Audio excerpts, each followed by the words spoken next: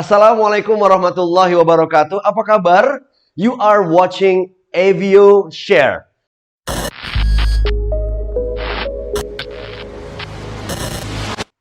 Apa sih hal-hal penting kita sebagai komunikator? Nah, sebagai content creator, kita tuh bisa sebut sebagai communicator, ya, orang yang menyampaikan sebuah pesan. Betul kan?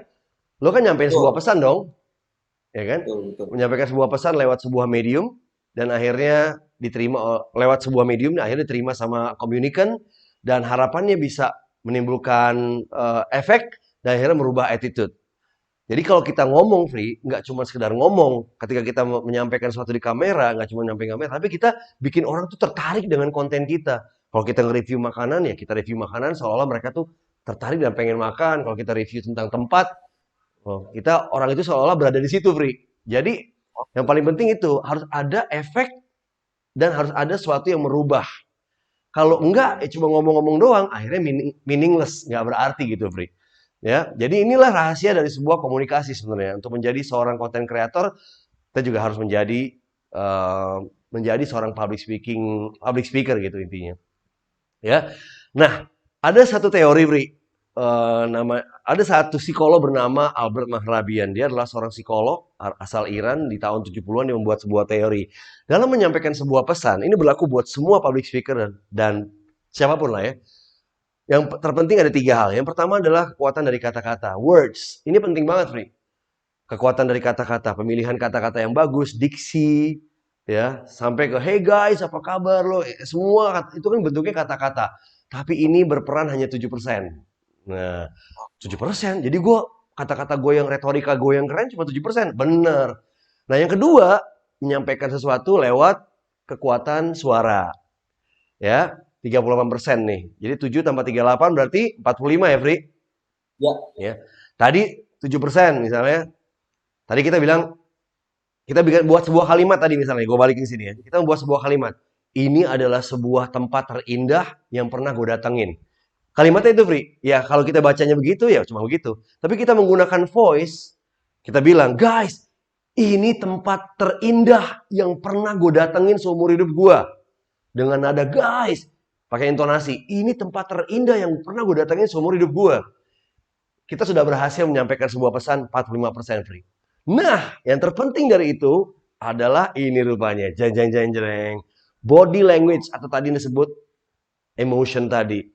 Kalau kita menyampaikan sebuah pesan dengan body language yang kuat, itu sudah berhasil lengkap 100%. Dan ini fungsinya besar banget, Fri, 55%. Gue balikin lagi dengan kalimat tadi. Ini tempat yang terindah yang pernah gue datengin. Ya. Kedua, guys, ini tempat terindah loh yang pernah gue datengin. Pakai nada. Sekarang pakai gerakan. Guys, gila. Ini tempat terindah yang pernah gue datengin. Lo lihat deh.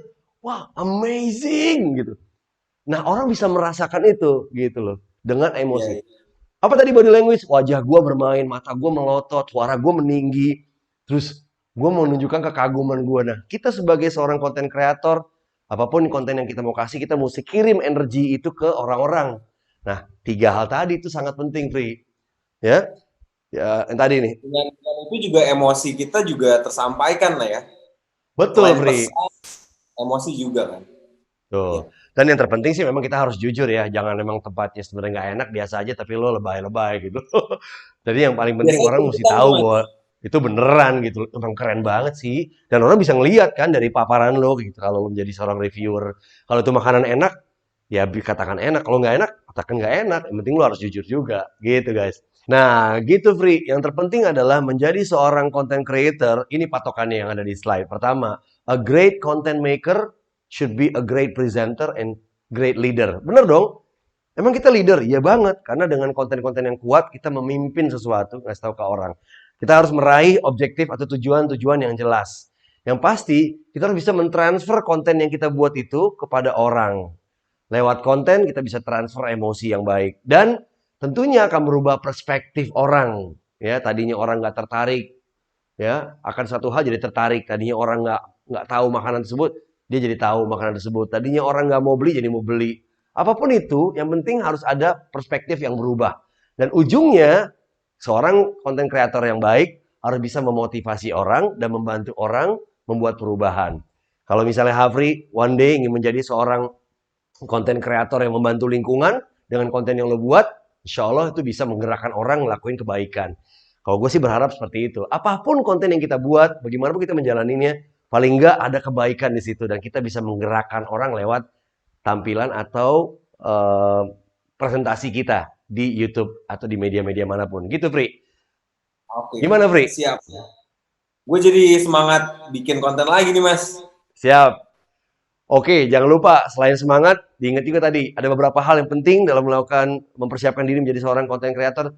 Yang pertama tadi sudah disampaikan ya, dalam kekuatan public speaking lo perlu kekuatan kata-kata ya, 7%. Kata-kata yang bagus ya. Kedua, disampaikan lewat intonasi atau tone yang bagus, 38%, totalnya 45%. Dan terakhir adalah body language. Apapun yang kita mau sampaikan lewat konten kita, harus disampaikan lewat emosi dan lewat body language lo yang keren. Tuhan menciptakan semua organ tubuh kita tuh ada fungsinya, Pri. Mata, senyuman, hidung, gigi, kepala, ya.